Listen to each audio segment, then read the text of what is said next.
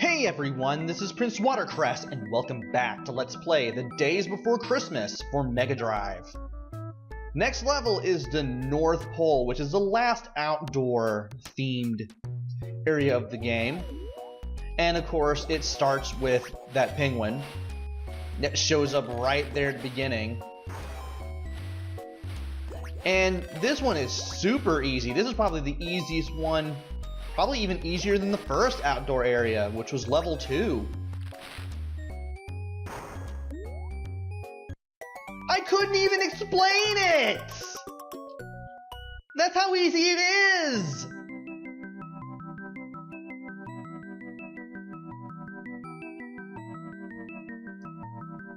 Oh well, maybe the next level, which has the same title card as the first cave level, will give us more time to talk about the level we're in.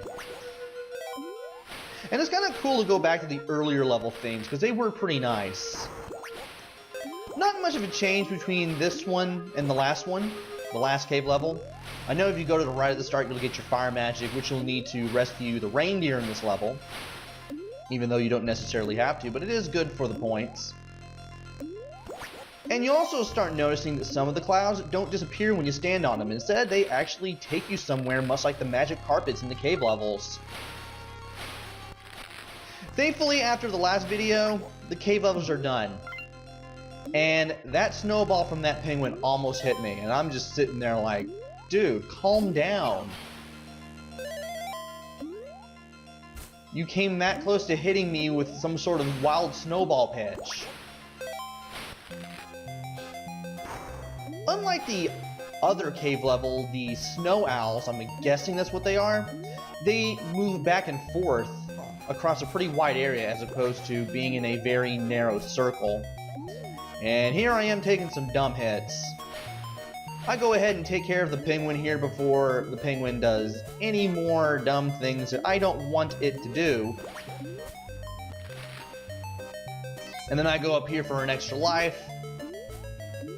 Thankfully, in case you take a huge drop here, you can always go back up to get the gift boxes you missed. So the developers are pretty generous in that regard.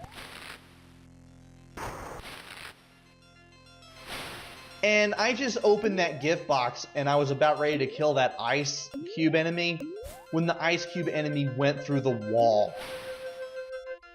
Because the gift box was probably close enough for that to happen. That was weird. That didn't happen in the practice run. And we're already done. The levels, interestingly, get a little easier near the end. You only have 4 side-scrolling levels, you have the bonus level, and then you have the final boss to close it all off. And I forgot about that title card for Busy Basement. And if you remember the last basement level, you kind of know what to expect. Platforms that go in and out of the walls, mice in diving suits, more spiders, this awesome music that is also pretty good regardless of what version of the game you're playing, whether it be Mega Drive or Super Nintendo. And I want to go down here so I can hit the continue bell. There are a few bottomless pits here, so you do still want to be careful in this level. And up here is some health. Well, that was interesting. And this one is a little easier than the other basement level. But this, of course, assumes you know what to do. You still have the odd gift box that has an enemy in it. You have some out-of-the-way gift boxes as well. And I believe it's right here. Yeah, it's right here that you have to take a leap of faith to the right there. And just expect that platform to be there. I can call that catching a few kids playing this game off. Especially back in the day. It's not the easiest game in the world, mind you. It is possible to take unnecessary damage like I've been doing off and on throughout this Let's Play. And speaking of hazards, when you reach the second continue bell here by jumping over that gap, you want to hit it first. There's a 1-up in that gold gift box, and from here you just want to run and gun all the way to the right. This will let you take care of all the mice in the diving suits without having to stop to pick up the presents and risk drowning. Once you get past that part though, that's the end of it. And it is on to level 23, Santa's house. We finally have another Santa's house themed level for level 23. It's a bit of a maze. It's a little more complex than the other one, which was the very first level of the game. And of course you have this nice calming music to really just chill everything out a bit until the end. You also deal with the race car enemies again. We haven't seen those guys since the Steel Factory stage. And unlike the Steel Factory stage, the race car enemies take 2 hits to kill. There are boots on wheels to take 1 hit, but the race cars, they take 2. There is one in a gift box that only takes 1 hit to kill. Every other one of them takes 2. And I'm exploring this area first for that 1-up, as well as to get in that bucket just to show off how it works early. When you find a bucket like that, just jump in and then use up or down to ride it, kind of like an elevator. It's kind of like the hooks and the Steel Factory stage, except it's much easier to get in them, and you don't have to hold up to even attach yourself to them, which is nice.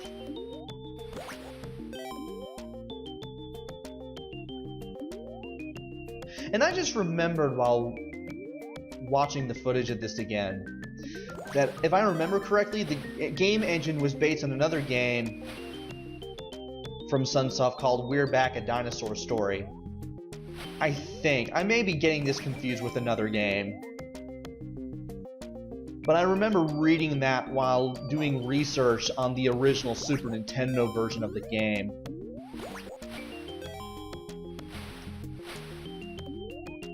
And from there, it was just a pretty easy game to change this into.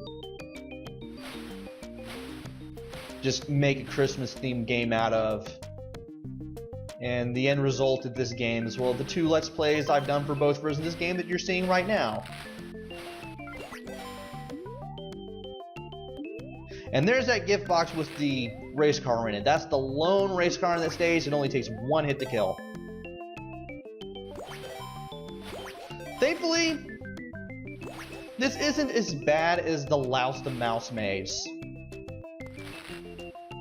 I also forgot to mention that the planes make a return here. And they just fly around super fast back and forth. And there are also grandfather clocks with pendulums that swing back and forth. All you have to do is jump into them, and Santa Claus will do his best Pitfall Harry impression. Hold the direction you want to go, and press the jump button, and you'll jump in that direction. Simple enough.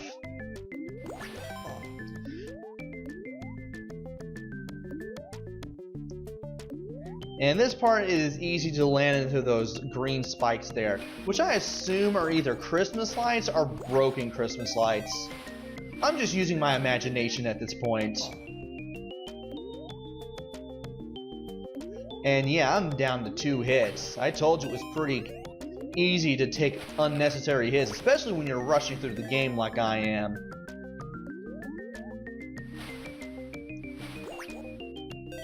Thankfully, we shouldn't be too far from the end. I am going to go to the right, though, to get an extra hit, just because I can. There's one more grandfather clock that we need to swing on. And then there is the end.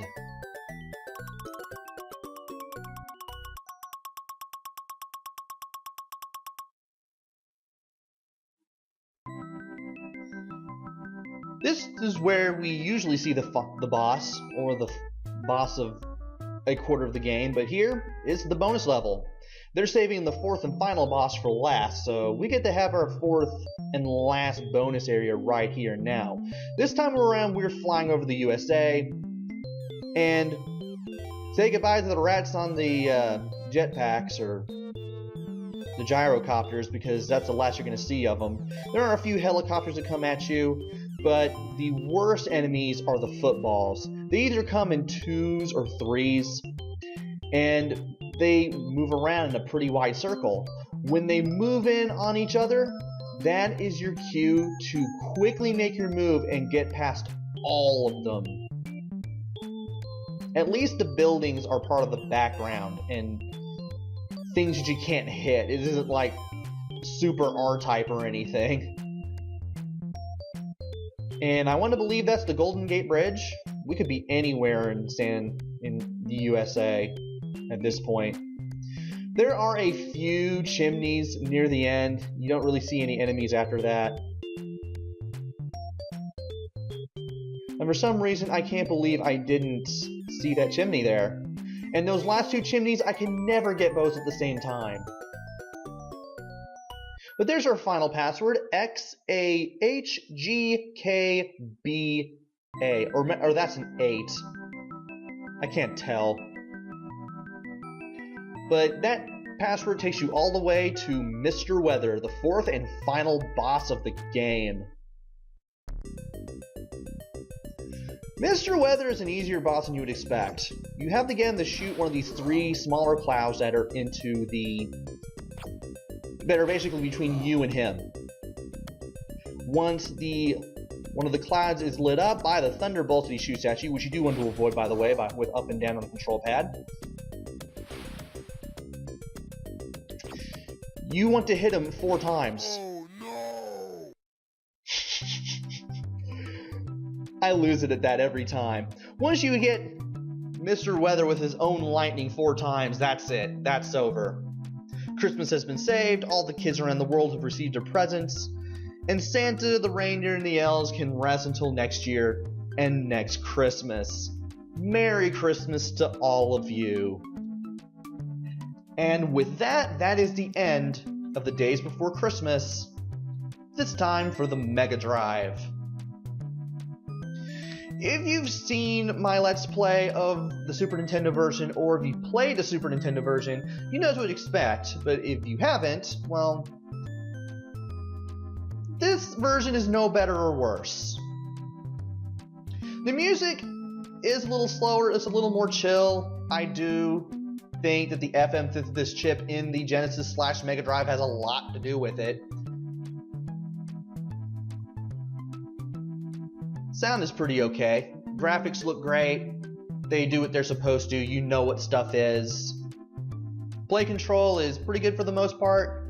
Sometimes getting on the ladders, like in the Steel Factory stage, can be a bit of a pain, but once you know how to do it, especially getting on any sort of ladder in midair, the game is pretty good.